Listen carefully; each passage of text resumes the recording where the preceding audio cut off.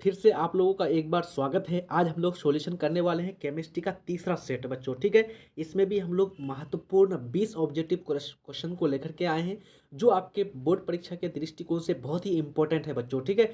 सारे प्रश्न यहाँ पर बहुत ही इंपॉर्टेंट है। ये बोर्ड परीक्षा में 100% आएगा ही आएगा, अन्यथा ये प्रश्न आपका पूछा हुआ भी है बहुत बार, ठीक है।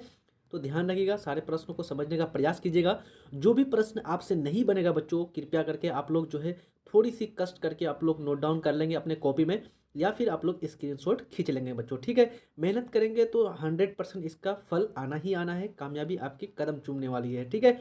तो थोड़ी सी आपको कष्ट करनी है। जहाँ पर आप फंस जाएंगे उसको आप लोग नोट डाउन कर लीजिएगा। आइए देखते हैं पहले प्रश्न को। पहला प्रश्न है आपका, शाक सब्जियों का विघटित होकर कंपोस्ट बनना किस प्रकार की अभिक्रिया है। ये पहला क्वेश्चन है बच्चों, बहुत ही इंपॉर्टेंट है। 2016 में पूछा हुआ है, 2022 में पूछा हुआ है। 100% ये फिर से आपका क्वेश्चन आने वाला है। तो शाक सब्जियों का जो विघटित होकर मतलब बच्चों सड़ना गलना, सड़ गल करके जो बढ़ता है बनता है कंपोस्ट, ये किस प्रकार की अभिक्रिया यहाँ पर होती है। अपक्षेपण अभिक्रिया, उष्माक्षेपी अभिक्रिया, उष्माशोषी अभिक्रिया, या फिर संयोजन अभिक्रिया। तो जब भी ये सड़ गल करके कंपोस्ट बनता है बच्चों, तो वहां से उष्मा का उत्सर्जन होता है, इसलिए ये है आपका उष्माक्षेपी अभिक्रिया, ठीक है। तो हम लोग जानते हैं उष्माक्षेपी अभिक्रिया किसको बोलते हैं, जिसमें उष्मा का उत्सर्जन हो। और उष्माशोषी अभिक्रिया किसको बोलते हैं, जिसमें उष्मा का अवशोषण हो। चलिए अगला प्रश्न है आपका, निम्नलिखित में कौन सा पदार्थ बिना ज्वाला के साथ जलता है, यानी कि इसमें ज्वाला हमको नहीं दिखता है। तो यहाँ पर ऑप्शन ए है मोमबत्ती, किरोसिन, कोयला, या फिर आपका मीथेन गैस। तो देखिए बच्चों, मोमबत्ती को आपने जलता हुआ देखा होगा। तो मोमबत्ती में 100% ज्वाला निकलते इस प्रकार से, है ना। आप लोग तो देखते हैं ज्वाला निकलती है। उसी प्रकार से किरोसिन में जब आप आग लगाते हैं तो बहुत ही खतरनाक ज्वाला पकड़ती है, उसमें तुरंत आग पकड़ लेती है। उसी प्रकार से मीथेन गैस। लेकिन आप अगर कोई दुकान में जाएंगे चाय पीने के लिए, अगर वहाँ पर कोयला अगर जला रहा हो बच्चों, तो वहाँ पर देखेंगे कोयला से सिर्फ और सिर्फ लौ निकलती है, मतलब कि उसमें स्पेशल रूप से ज्वाला जो है वहाँ पर ज्वाला का निर्माण नहीं होता है। इसलिए यहाँ पर कोयला जो है आपका कार्बन, ये बिना ज्वाला के जलता है। तो ऑप्शन आपका सी जो है राइट हो जाएगा। अगला प्रश्न है, निम्न लिटमस विलियन बैगनी रंजक होता है जिसे निकाला जाता है। जो लिटमस विलियन जो होता है बैगनी रंग का, ये किससे निकाला जाता है, किस पौधे से निकाला जाता है। लाइकेन, लाल पत्ता गोभी, हल्दी, या फिर आपका पिटूनिया फूल से। 2013 में ये प्रश्न आपका पूछा हुआ है, बहुत ही इंपॉर्टेंट है। तो यहाँ पर आपका राइट आंसर क्या हो जाएगा बच्चों, बिल्कुल बिल्कुल यहाँ पर आपका लाइकेन पौधा हो जाएगा। ये जो है लाइकेन पौधे से ही लिटमस विलियन को निकाला जाता है। इसका रंग कैसा होता है बच्चों, बैगनी रंग का रंजक होता है, जो आपका उदासीन होता है बच्चों। अगला प्रश्न है, निम्न में से किसका उपयोग कीटाणुनाशक के रूप में किया जाता है।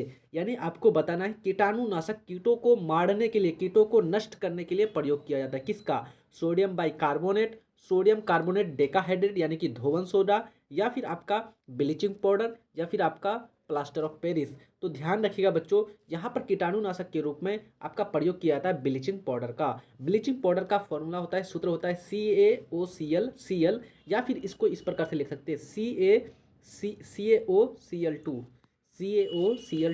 कैल्शियम हाइपोक्लोराइड इसको बोलते हैं बच्चों, ठीक है। और बाकी जो ये पहला आपका है, ये है बेकिंग सोडा। सूत्र सब ध्यान रखिएगा, ये सूत्र आपका चारों का चारों सूत्र आपका बार बार पूछा हुआ है, ऑब्जेक्टिव के रूप में भी आया हुआ है, और आपका दीर्घ में एक बार प्रश्न आ गया था। तो ये होता है आपका सोडियम बाइकार्बोनेट। ये होता है दूसरा जो ऑप्शन है आपका, इसको बोलते हैं हम लोग धोवन सोडा। तीसरा सी ऑप्शन में आपका ब्लीचिंग पाउडर, और डी में हो गया आपका प्लास्टर ऑफ पेरिस। अगला प्रश्न है, एक्वारेजिया मिश्रण में HCl और HNO3 का अनुपात होता है। यानी कि जो आपका एक्वारेजिया होता है बच्चों, उसका मिश्रण, उसमें जो आपका हाइड्रोक्लोरिक अम्ल और आपका नाइट्रिक अम्ल यानी कि HCl और HNO3 जो होता है, इसका अनुपात कितना होता है।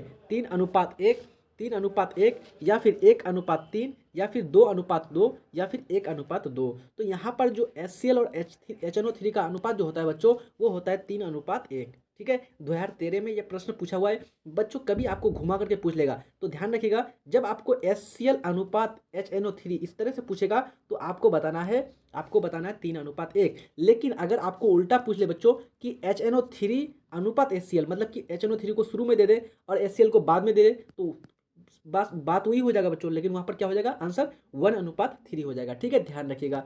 अगला प्रश्न है, सीसा और टीन के मिश्र धातु को क्या कहते हैं। बहुत ही इंपॉर्टेंट प्रश्न है बच्चों, मिश्र धातु से संबंधित ये प्रश्न बहुत ही इंपॉर्टेंट है, ध्यान रखिएगा।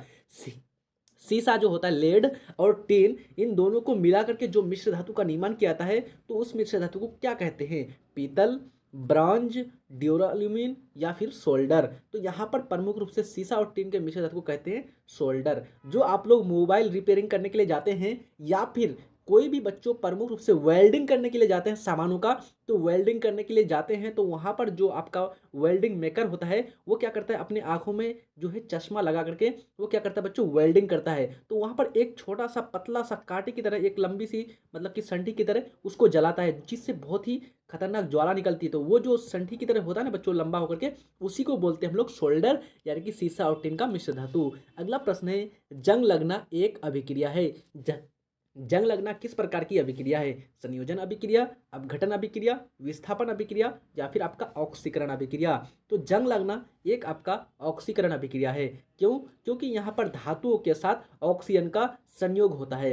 यानी कि मान लीजिए अगर लोहा में जंग लगा बच्चों आयरन में, तो आयरन के साथ कौन जुड़ेगा? ऑक्सीजन जुड़ेगा। और किसी भी पदार्थ के साथ ऑक्सीजन का जुड़ना ऑक्सीकरण कहलाता है। तो ये किस प्रकार का अभिक्रिया है? ऑक्सीकरण अपकरण अभिक्रिया। तो राइट आंसर यहाँ पर डी हो जाएगा। अगला प्रश्न है, कार्बन है। 2021 में ये प्रश्न पूछा हुआ है, कार्बन क्या है आपका? धातु, अधातु, उपधातु या फिर मिश्र धातु? तो ध्यान दीजिएगा बच्चों, कार्बन जो है आपका अधातु है। यहाँ पर राइट आंसर कितना क्या हो जाएगा? बी हो जाएगा। यदि अधातु की बात की जाए बच्चों, टोटल आपका 22 अधातु है। इंपॉर्टेंट अधातु के रूप में आपको ध्यान रखना है, सल्फर को याद रखना है, हाइड्रोजन को याद रखना है, ऑक्सीजन को याद रखना है, कार्बन को याद रखना है। ठीक है, ये बहुत ही इंपॉर्टेंट है। और क्लोरीन, ये भी पूछा जाता है बच्चों बार बार। ठीक है, आपको दे देगा कि क्लोरीन क्या है? धातु है, अवधातु है, उपधातु है, मिश्र धातु है। इसी प्रकार से सल्फर, हाइड्रोजन कुछ भी दे सकता है। ठीक है, ध्यान रखिएगा। अगला प्रश्न है, बेंजीन C6H6 जिसका सूत्र होता है किस हाइड्रोकार्बन के अंतर्गत आता है? यानी कि जो बेंजीन है ये किस हाइड्रोकार्बन के अंतर्गत आएगा? संश्रित हाइड्रोकार्बन, असंश्रित hydrocarbon, aromatic hydrocarbon, none of these. तो यहाँ पर आपका बेंजीन जो होता है बच्चों, ये आपका एरोमेटिक हाइड्रोकार्बन के अंतर्गत आता है। किसके अंतर्गत आता है? Aromatic hydrocarbon. तो राइट आंसर क्या हो जाएगा आपका? सी ऑप्शन सही हो जाएगा। अगला प्रश्न है, निम्नलिखित में से कौन सा यौगिक ईंधन के रूप में इस्तेमाल किया जाता है? यानी कि ईंधन, यानी कि उसको जलाने के लिए प्रयोग करते हैं। इथेनॉल, प्रोपेनॉल या फिर आपका एथेनोइक अम्ल या फिर आपका इनमें से सभी। तो प्रमुख रूप से जो जिसको हम लोग ईंधन के रूप में प्रयोग करते हैं बच्चों, वो है आपका इथेनॉल। यानी कि राइट आंसर यहाँ पर आपका ए हो जाएगा। अगला प्रश्न है, कार्बनिक यौगिकों के सूत्र कितने प्रकार के होते हैं? यानी कि जो कार्बनिक यौगिक के जो सूत्र होते हैं वो कितने प्रकार के होते हैं? 2, 3, 4 या फिर 6। तो ध्यान रखिएगा, ये 3 प्रकार के होते हैं बच्चों मुख्य रूप से। एक होता है एल्केन, क्या क्या होता है बच्चों? ध्यान रखिएगा, एक होता है एल्केन और एक होता है एल्कीन और एक होता है एल्काइन। तो टोटल कितना हो गया आपका? 3 प्रकार। तो तीनों को ध्यान रखिएगा। अगला प्रश्न है, आधुनिक आवर्त सारणी में वर्गों की संख्या होती है, यानी कि टोटल वर्ग, टोटल क्लास कितने हैं? इस प्रकार से बच्चों कितने ग्रुप हैं टोटल इस प्रकार से? तो प्रमुख रूप से इसमें टोटल जो है आपका 18 वर्ग है बच्चों। तो राइट आंसर क्या हो जाएगा आपका? बी ऑप्शन आपका सही हो जाएगा। यदि आवर्त सारणी में आपको क्षैतिज की बात की जाए इस प्रकार से, तो आपको ध्यान रखना है 7। टोटल कितना है बच्चों? 7 है। ठीक है, अगला प्रश्न है, तिर्यक नियम का प्रतिपादन किस वैज्ञानिक ने किया था? यानी जो तिर्यक नियम जो दिया था, इसको किसने दिया था? लोथर, मेयर ने या फिर आपका मेंडलीफ ने या फिर आपका डोवेरेनर या न्यूलैंड्स? तो प्रमुख रूप से बच्चों डोवेरेनर साहब ने दिया था आपका तिर्यक का नियम। ठीक है, अगला प्रश्न है, इनमें से किसका उपयोग बिजली उत्पादन में होता है? बिजली के निर्माण के लिए किसका हम लोग प्रयोग करते हैं? लकड़ी का, मिट्टी का, पवन का या फिर पत्थर का? तो हम लोग जानते हैं बच्चों, प्रमुख रूप से जब हवाएं तेज चलती है तो पवन ऊर्जा को बिजली मतलब कि पवन से, तेज पवन से हम लोग क्या करते हैं? बिजली का निर्माण करते हैं। नीदरलैंड सबसे अधिक जो है आपका बिजली का निर्माण करता है, किससे? पवन से। ठीक है, अगला प्रश्न है, निम्न में कौन जो है परबल अम्ल है? सबसे ज़्यादा, सबसे अधिक, सबसे शक्तिशाली अम्ल है?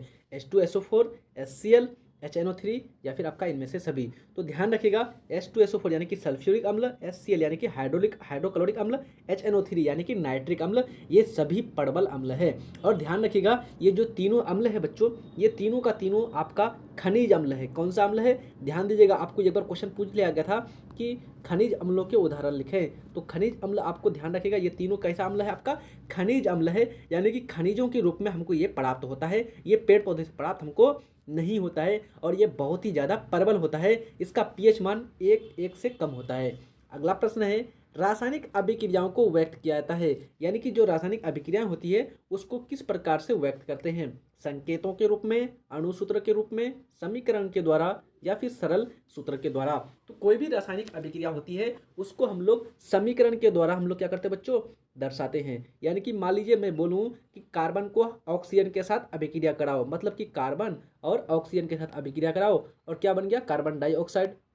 इस प्रकार से ये क्या होगी, आपका एक अभिक्रिया होगा। लेकिन इस अभिक्रिया को हमने किस प्रकार से दर्शा दिया, एक समीकरण के रूप में दर्शा दिया, एक सूत्र के द्वारा दर्शा दिया। तो यहाँ पर होगी आपका समीकरणों के द्वारा, राइट आंसर सी हो जाएगा। अगला प्रश्न है आपका, ध्यान दीजिएगा, 17वें नंबर का प्रश्न है, लौंग तेल किस प्रकार का सूचक है। जो लौंग का तेल जो होता है बच्चों, ये किस प्रकार का आपका सूचक है, प्राकृतिक सूचक, संश्लेषित सूचक, गंधीय सूचक, इनमें से कोई नहीं। तो ध्यान दीजिएगा, लौंग का जो तेल होता है बच्चों, ये आपका गंधीय सूचक के अंतर्गत आता है। लौंग का तेल, प्याज, ये आपका किसके अंतर्गत आएगा, गंधक सूचक यानी कि गंधीय सूचक के अंतर्गत आता है। इसके गंध द्वारा हम पता करते हैं कि कौन सा पदार्थ क्या है, अम्ल है या फिर कौन सा पदार्थ आपका क्षार है। प्राकृतिक सूचक के अंतर्गत हल्दी, पत्ता, लाल पत्ता गोभी, उसके बाद इसमें और कुछ अन्य आते हैं, और प्राकृतिक सूचक में आपका लाइकेन भी आता है।